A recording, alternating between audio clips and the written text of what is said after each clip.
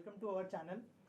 क्या कहना चाहेंगे सबसे पहले, जो आपका प्रोडक्शन हाउस है उसके बारे में हमारी ऑडियंस को कुछ बताइए, क्या होने वाला है इस प्रोडक्शन के साथ, और एज अ वुमन प्रोड्यूसर कैसे आगे लेके जाने वाली है इस प्रोडक्शन हाउस को आप? इरम्स एंटरटेनमेंट हमने जो 2016 में इस्टेब्लिश किया था, आज हम आई थिंक 5 साल कंप्लीट कर चुके हैं। और कोरोना काल के इस चैलेंज में भी हमने काफ़ी अच्छी फ़िल्में बनाई हैं, कुछ सोशल इश्यूज़ के ऊपर, कुछ बायोपिक टाइप आप कह सकते हैं, क्योंकि 1-2 प्रोजेक्ट हैं हमारे जो हम जिनको लेके आएँगे।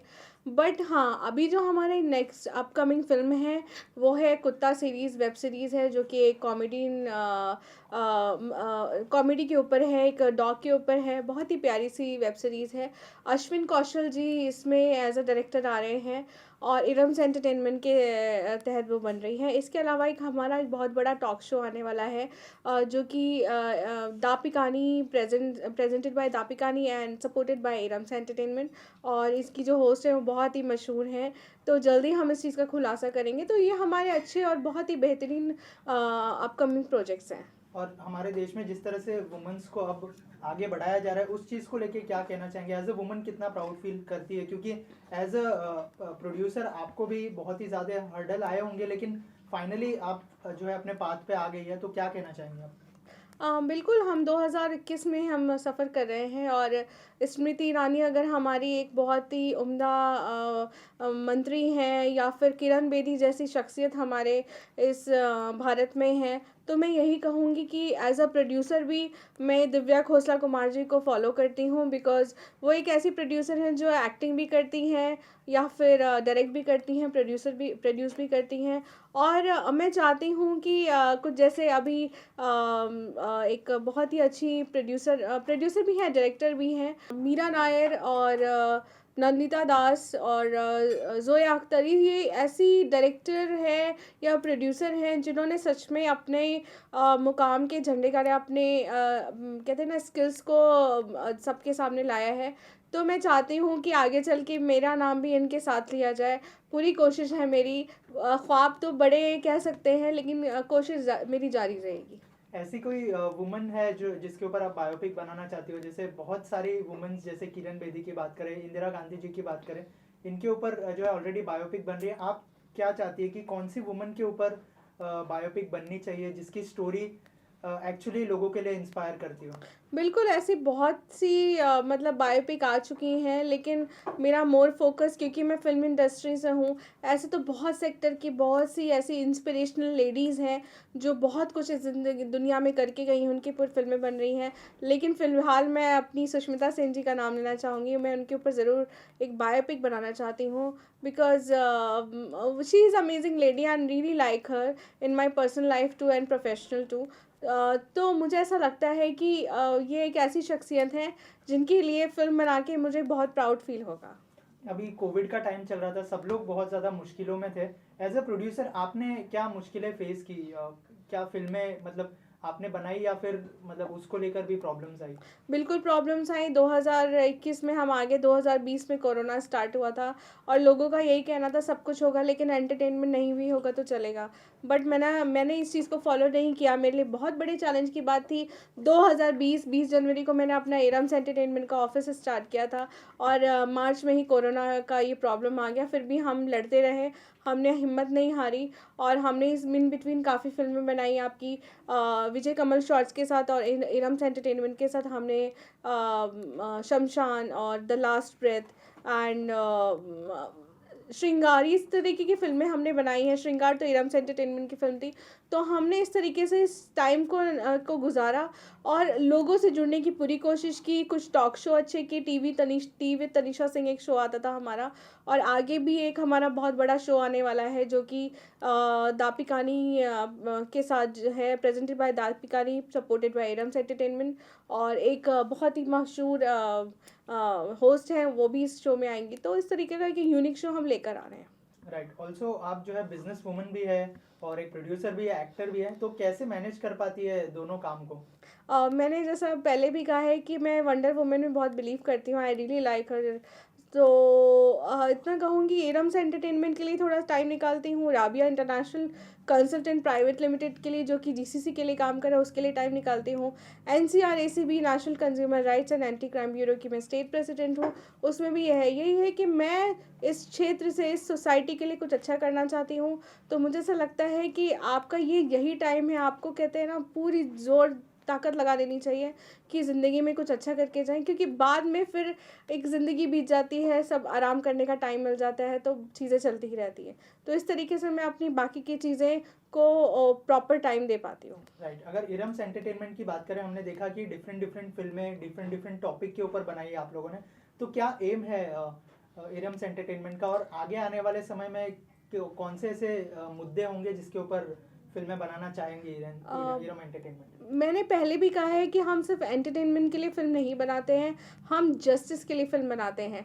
अगर कोई ऐसा शख्सियत है जिसके साथ गलत हुआ है, अगर कोई अपनी बायोपिक ऐसे लेकर आता है या हमें कुछ अच्छा लगता है, डेफ़िनेटली हम उस चीज़ को अपने कैमरे पे, अपने पर्दे पे उतारते हैं और चाहते हैं कि लोग समझें कि क्या से क्या हुआ है। और इरम्स एंटरटेनमेंट का जो फोटे है, वो रियलिटी पे ही बेस्ड है कि हम ये चाहते हैं कि जो भी इश्यूज़ हैं समाज के, उसको हम दुनिया तक लाएँ, समाज तक लाएँ और ये बताएँ कि काश अगर हम एकजुट के हो के या इस चीज़ को समझें, तो एक बहुत बेहतरीन समाज की हम कल्पना कर सकते हैं। राइट, आपको लगता है कि वुमेन्स में अभी जो है मोटिवेशन की बहुत ज़्यादा ज़रूरत है आफ्टर कोविड एंड जिस तरह का दौर चल रहा है, अनएम्प्लॉयमेंट बहुत ज़्यादा हो गई है, तो आपको लगता है कि वुमेन को इंस्पायर करना बहुत ज़्यादा ज़रूरी है, उनको मोटिवेट करना बहुत ज़्यादा ज़रूरी है? बिल्कुल, इंस्पिरेशन की ज़रूरत तो सच में हर किसी को होती है, स्पेशली हम औरतें। मैं एक चीज़ आपसे शेयर करना चाहूँगी। मैंने एक इमेज देखी थी, एक रेस हो रही, आपने देखी होगी, एक रेस हो रही है, मर्द और औरत साथ में रेस कर रहे हैं, और एक नॉर्मल सी मर्दों के लिए रेस है, और वो लेडी को वो वॉशिंग मशीन, किचन, ये वो सब चीज़ें पार करके जाना है। तो सच में ये हमारे लिए बहुत सारे चैलेंजेस होते हैं, हम लेडीज़ के लिए, हम महिलाओं के लिए। और मोटिवेशन एक्चुअली हमें, हमारे अंदर एक छुपी हुई सी एक अंदर एक छोटी सी आग होती है, उसको बस जगाना होता है। हमारे अंदर बहुत ऐसी चीज़ें कि हम खुद को सेल्फ मोटिवेट कर सकते हैं, जैसा कि मैंने अपनी तकलीफ़ों में अपने आप को किया है कि चीज़ों से घबराना नहीं है, हारना नहीं है, और अपने काम को विदाउट फल की इच्छा किए हुए आगे करते रहना है। राइट, जैसे यहाँ पर इंस्पिरेशन की बात हो रही है, आप भी बहुत सारी महिलाओं के लिए इंस्पिरेशन है। तो थोड़ा सा बताइए कि आपकी जो जर्नी है उसके अंदर आपको क्या क्या हर्डल्स है?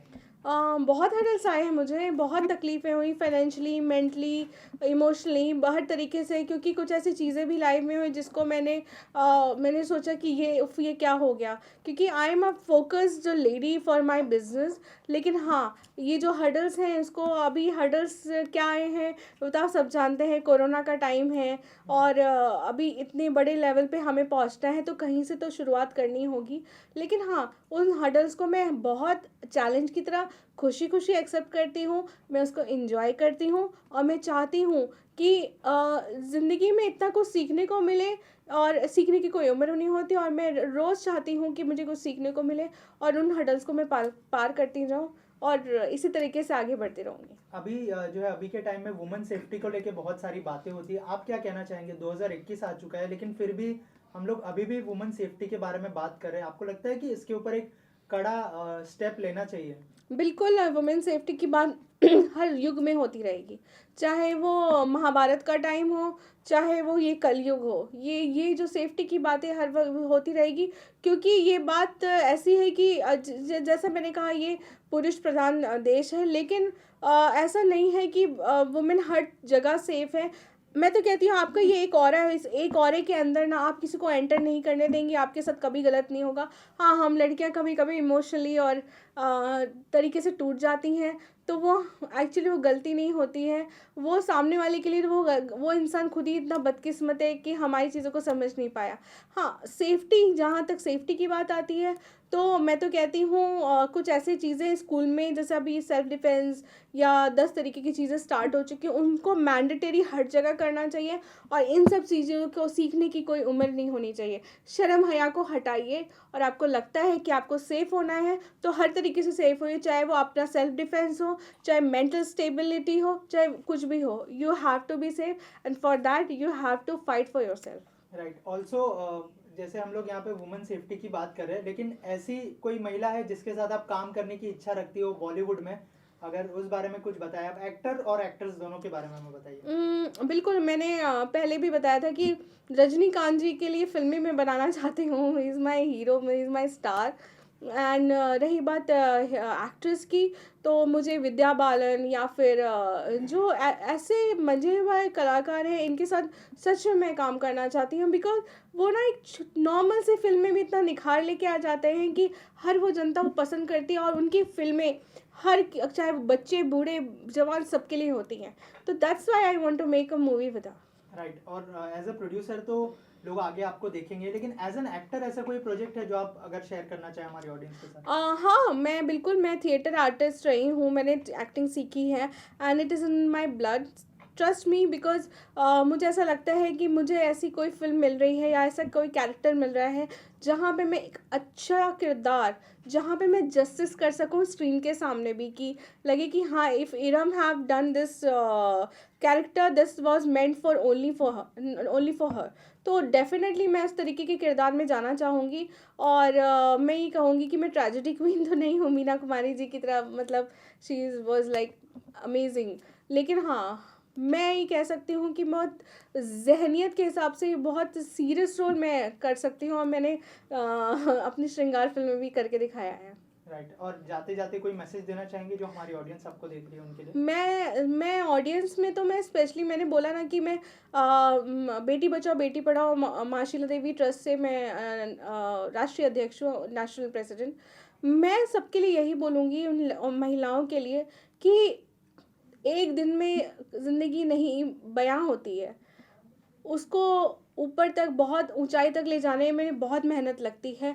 आप अपना कहते हैं ना, मकसद नहीं छोड़िए, आप अपनी चीज़ों को, अपना हिम्मत मत छोड़िए, कॉन्फिडेंस मत लूज़ करिए। आप सच में जो चाहती हो है ना, वो ज़रूर होगा। Thank you ma'am, thank you so thank much. You so much.